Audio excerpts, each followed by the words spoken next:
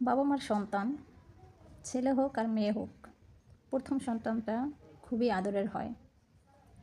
তারা খুবই আদর দিয়া, ভালোবাসা স্নেহ দিয়া সন্তানদের বড় করে। কিন্তু বড় ছেলে এবং বড় মেয়ে, এই দুজনের ভাগ্যটা কেমন জানেন?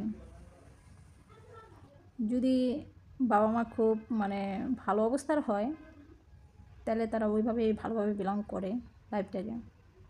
আর যদি একটু মধ্যবিত্ত বা গরিব ঘরের হয়, তাহলে না, যেরকম বাবা মা সন্তানদেরকে, বড় সন্তানদেরকে যেরকম আদর দেয়, ভালোবাসা দেয়, ওরকমই না এই বড় সন্তানদের, হোক ছেলে হোক মেয়ে, তাদের বাবা মার প্রতি মনে হয় যেন দায়িত্বটা একটু বেশি বেড়ে যায়।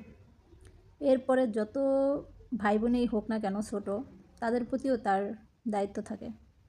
আর সবার দায়িত্ব পালন করতে করতে নিজে যে কতখানি ভালোবাসা পাইছিল বা ভালোবাসা পায়া বড় হয়েছে, এটা আর মনে থাকে না। আর সবার বুঝতে বুঝতে দেখা যাচ্ছে যে নিজের লাইফের আর কিছু থাকে না। বড় হয়েছে মানে তাদের সারা জীবন বুঝতেই হবে। তারা বড় হয়েছে মানে তাদের ওই রকম আর আদর থাকে না। যে ছোটো হয় তারই আদর নিতে হয়। তার ভালো একটা ড্রেস পরার মতো আর সুযোগ হয় না। থাক, আমি তো বড়, ছোটোর জন্য ও একটু ভালো একটা ড্রেস পরুক। এরকম যত সমস্যা আছে, এগুলো আসলে বড়োদেরই ফেস করতে হয়। তারপরে যদি একটু বড় হয়, তারপরে লেখাপড়া করে, কিছুটা সময় যাওয়ার পরে দেখে যে ভাই বোনদের লেখাপড়ার খরচ চালানো, নিজের লেখাপড়া করা বাবা মার জন্য খুবই কষ্টকর হয়ে যাইতেছে। তখন কী করে, বড় সন্তানটা লেখাপড়া ছাইড়া দিয়া তারপরে ওই ছোটোদের সবার ভালো ভবিষ্যৎ গড়ার জন্য নিজের জীবনটাকে বিসর্জন দেয়। বড় হইলে কেন এত দায়িত্ব? মনে হয় যে ছোট থাকলে শুধু আদরই মনে হয় পাওয়া যায়।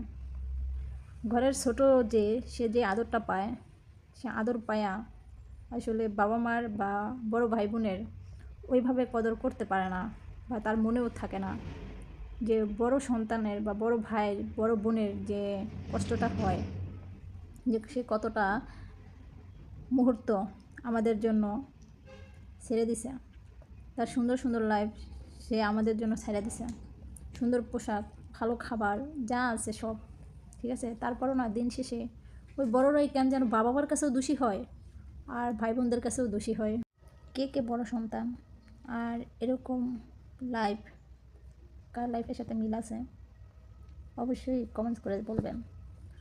আর সবাইকে আমার ভিডিও দেখার জন্য, কমেন্টস করার জন্য, শেয়ার করার জন্য ধন্যবাদ। আল্লাহ হাফেজ।